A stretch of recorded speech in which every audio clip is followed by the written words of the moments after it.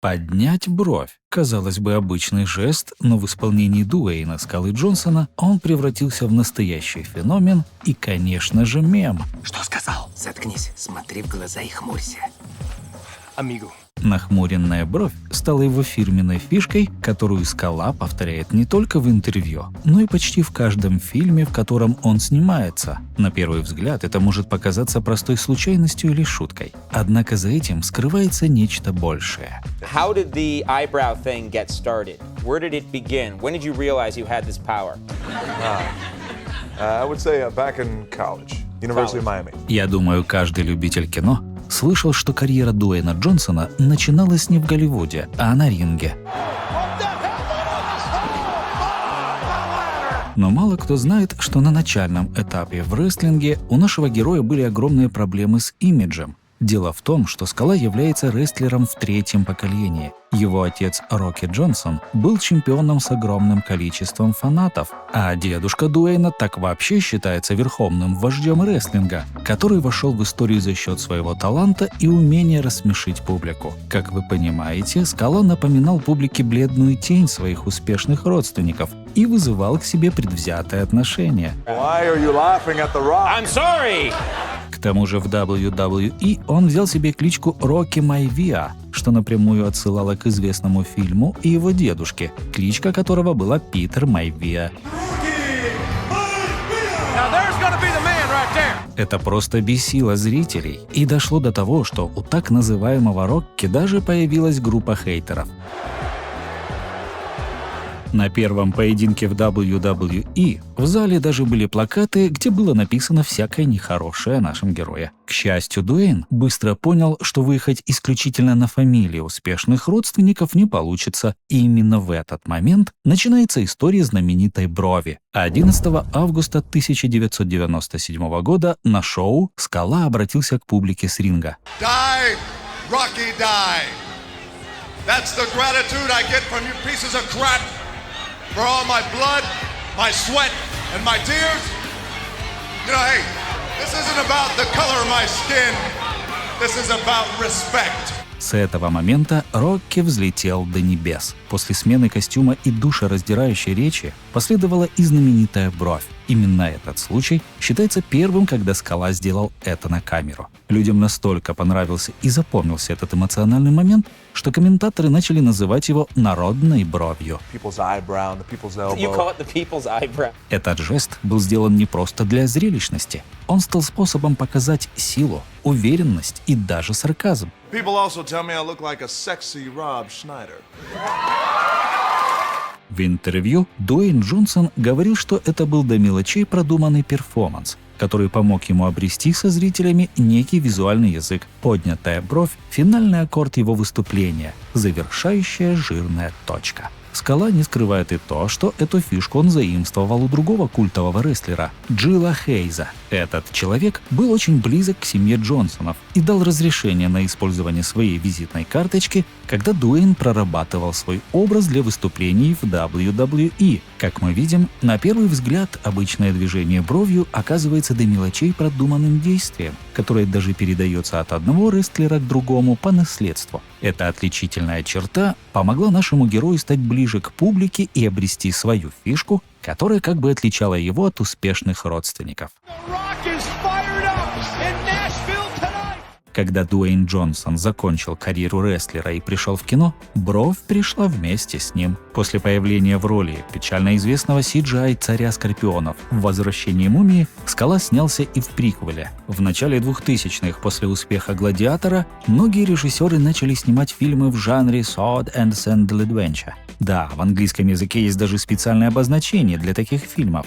Do you speak English? Чё? В одной из сцен фильма главный герой Метаес оказывается в гареме, окруженный куртизанками, которые явно рады ему служить. Джонсон шутливо поднимает бровь, демонстрируя свое одобрение этим известным жестом. Хотя появление фирменного трюка, прославившего его в рестлинге, не сумело спасти фильм от критики, сцена все же стала одной из самых запоминающихся в фильме. Мужчина настоящий.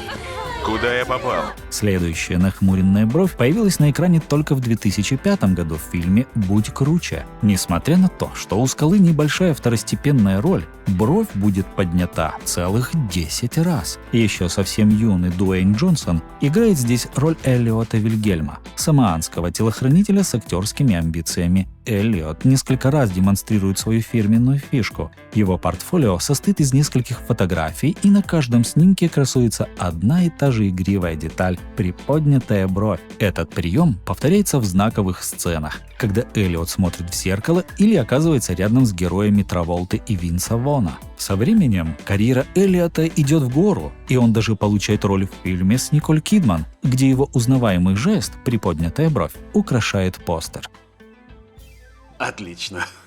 О, боже, кошмар. Мало кто знает, что Дуэйн Джонсон всегда мечтал воплотить образ Джека Ричера, и фильм «Быстрее пули» 2010 года стал одной из его самых близких попыток. В этом мрачном боевике о мести он играет Джимми Каллена, бывшего заключенного и мелкого преступника, движимого жаждой отомстить за смерть брата. Его герой, погруженный в бесконечный круговорот насилия, остается серьезным и невозмутимым на протяжении всего фильма. Но даже в этом напряженном образе Джонсон не отказывается от своей фирменной фишки. В одной из сцен его герой с недоверием смотрит на мобильный телефон в машине, слегка приподняв бровь. Этот жест прекрасно передает внутреннюю настороженность и напряженность Каллена, подчеркнув паранойю, которая гложет его героя. Как же ты столько денег из тюрьмы вынес?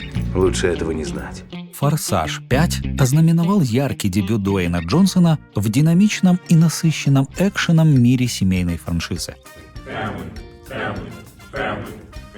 В Рио-де-Жанейро в пылу преследования Хопс пробивает окно и, приземляясь, демонстрирует свой фирменный жест – быстро приподнятую бровь. В отличие от других фильмов, здесь поднятая бровь не только комичный момент, а яркое выражение напряженности и агрессии между его героем и Торетто. Если вы помните время, когда фильм только выходил в прокат, то легко вспомните, как именно на этом моменте вражды и конкуренции между семьянином и Хопсом выстраивалась вся рекламная кампания фильма, которая, к слову, успешно сработала.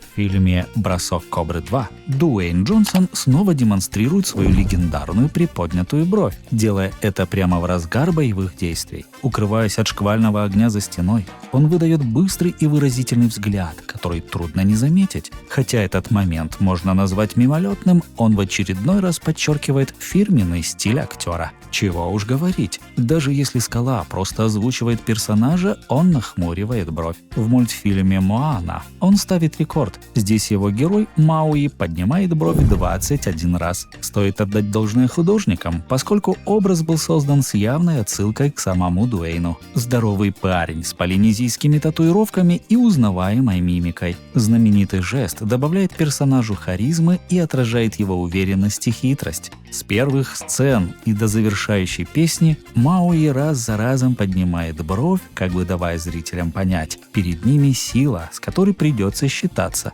Совсем недавно вышла вторая часть «Моаны», где Джонсон вновь озвучил своего персонажа. Я еще не смотрел этот мультфильм, но более чем уверен, что во второй части нас ждет еще больше знаменитых взглядов полубога. К слову, в компьютерных играх брови также уделяют внимание. В Fortnite и многочисленных частях рестлинга мы можем заметить этот повторяющийся жест. Все очень очевидно и понятно, стопроцентные читы. В «Спасателях Малибу» зрители видят не только камео легенд сериала, таких как Памела Андерсон и Дэвид Хассельхофф, но и знаменитый замедленный пляжный забег. Именно в этом моменте два мема одновременно сходятся воедино. Джонсон, играющий бравого спасателя Митча Бьюкенена, мельком бросает фирменный взгляд в сторону и словно невзначай приподнимает бровь. Ты носишь ботинки, как простой смертный.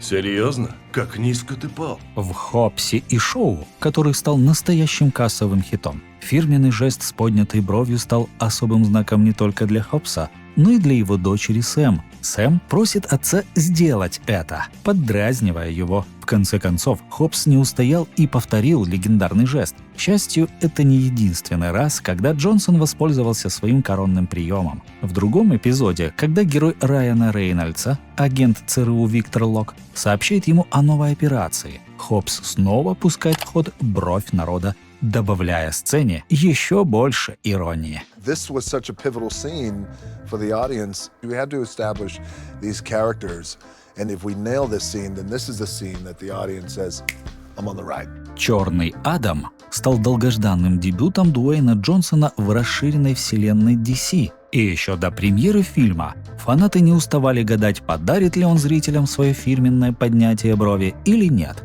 Во время рекламного мероприятия «Фанданго» Джонсона даже спросили, стоит ли ожидать этого знакового жеста в фильме, на что актер с улыбкой ответил: В «Черном Адаме» его персонаж сохраняет серьезный и непоколебимый вид почти во всех сценах, но все же есть один момент, где герой позволяет себе еле заметный подъем брови. Так в чем магия? Подобно тому, как Том Круз бежит, а Брэд Питт жует в кадре, поднятие брови стало неотъемлемым элементом его экранного образа. Нахмуренная бровь Дуэйна Джонсона — это больше, чем просто жест. Это мост между актером и зрителем, невидимая нить, связывающая их на протяжении многих лет. Это обещание. Отличительный знак, который говорит «я с вами». И каждый раз, когда мы видим эту знакомую гримасу на его лице, мы невольно улыбаемся, чувствуя себя частью одного большого киносемейства. Это как встреча со старым другом, который всегда рад тебя видеть. Поднимем брови за скалу. Спасибо за просмотр. Удачи! What the Rock is cooking.